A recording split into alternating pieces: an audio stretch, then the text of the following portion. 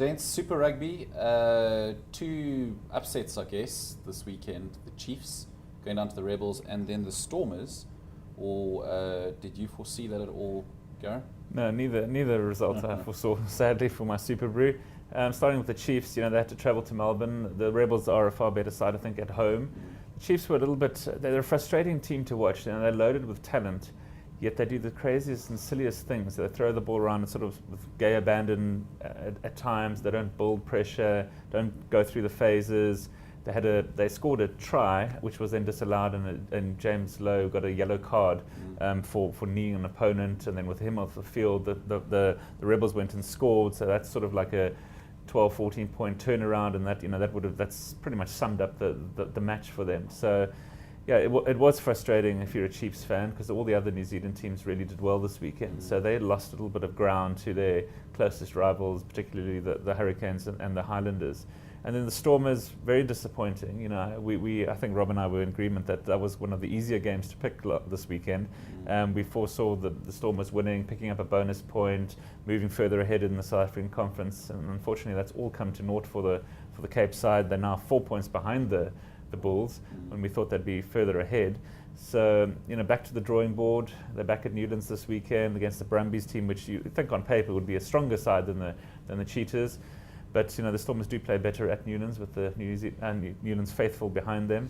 But it's not going to be an easy win. I don't see many 4-try bonus points for the Stormers. You're looking at the Bloemfontein match, Kurt Coleman, everyone's pointing fingers at him, missing 4 kicks, including one that would sort of cost them a losing bonus point in the end.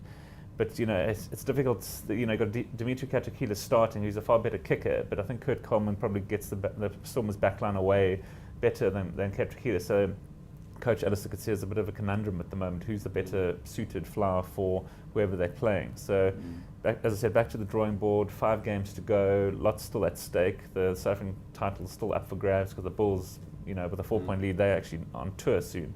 So you don't really know what's going to happen there. So, but yeah, all to play for. Interesting times. I guess that is something in the Stormers' favour, is they sort of home run now, whereas the Sharks, the Bulls are on tour. And just speaking about Kurt Coleman's kicking, I noticed poor kicking display all around this weekend, Rob. Yeah, it has been a little bit sort of ropey, which is sort of unusual from a South African point of view. I actually think that Alistair Coetzee will take the conservative route and perhaps put more faith now in Katrakilis. I think he will have realised that Kurt Coleman's got the yips when it comes to place kicking. He was never as reliable from a percentage point of view as Dimitri Katrakilis anyway. And the one thing I think that the Katrakilis has smartened up is his defence in the last while. I thought that in what was generally quite a patchy performance by the Stormers on defence, which is disappointing from them because they're usually so well organised. I thought he and Nick Groom actually put in a lot of very gutsy tackles at a time when the Cheetahs were absolutely on steroids, as it were, and just sort of swarming at the Stormers, taking every gap that they could.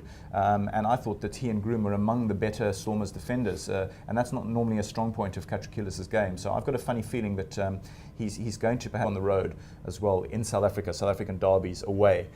So their running is difficult. The Bulls probably now, I think, sort of level pegging, or maybe the Stormers still slightly nose in front to win the conference eventually. And I took a lot of abuse over the weekend for saying that I still think the Stormers are slight favourites to win the conference, but that's purely because of their more favourable fixture list. They've got 4 home games on the trot now at Newlands, including a bye in the middle of them, which will help as well, whereas the Bulls now have 4 games on the road, and that will be a really definitive phase of their season. And let's face it, these days, South African team getting, say, 2 wins from 4 on the road is considered a good outcome, and that may well be the case again for the Bulls. So it's going to be a tight run to the conference.